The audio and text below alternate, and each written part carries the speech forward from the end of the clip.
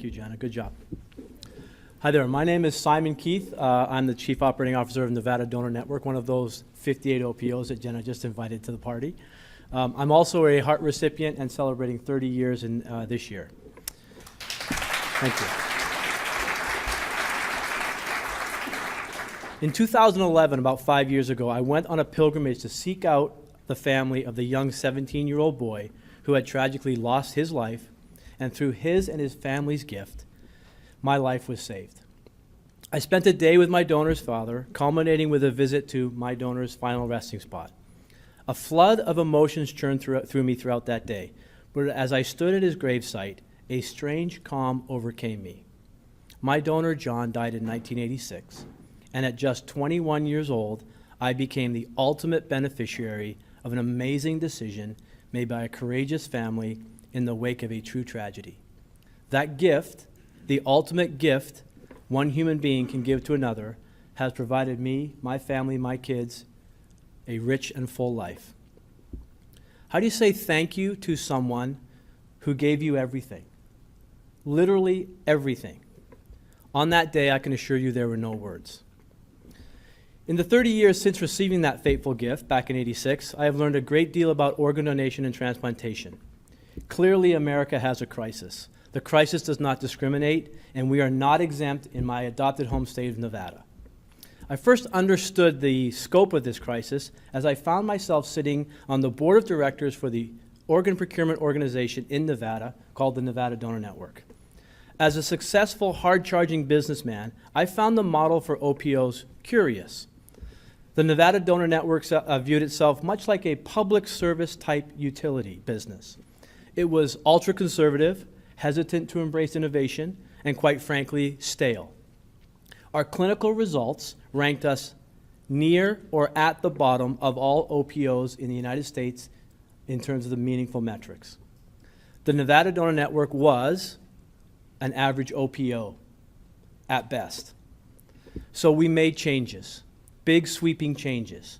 With the entry of a new CEO, myself moving into an internal role as a COO, we started challenging the tried and true methods of the organization.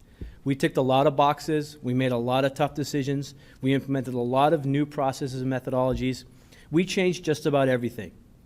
But if there is a key driver in the formula for increased success, it is this: to view the organ donation system through a different lens, to look at a traditionally clinically driven system through the eyes of an entrepreneur.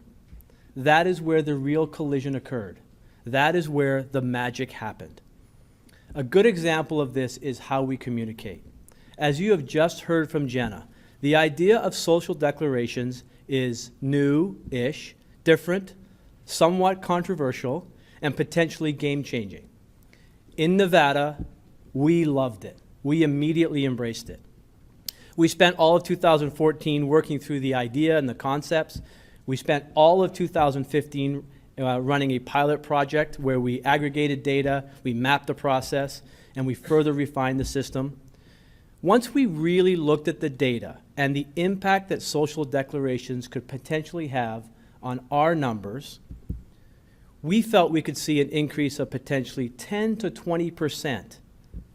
These are real numbers, real people, and real lives being saved. The impact could be huge. The Nevada Donor Network didn't invent social declarations, or Facebook, or even the internet, or any of the things we're doing in Nevada. No, we are targeting best practices, collaborating with other national and world leaders. We are continually raising our expectations, and we are, frankly, working our tails off.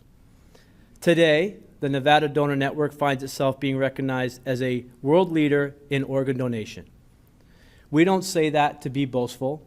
No, we say it to invoke dialogue, to challenge the status quo. We say it to set the bar higher and higher, to share what we know with others and vice versa. We say it to get others to think about what they can do so that they can look at things differently. We want everyone in the organ donation space to look at this crisis differently. Why, you ask? Because lives depend on it. And I know, because mine did. Thank you.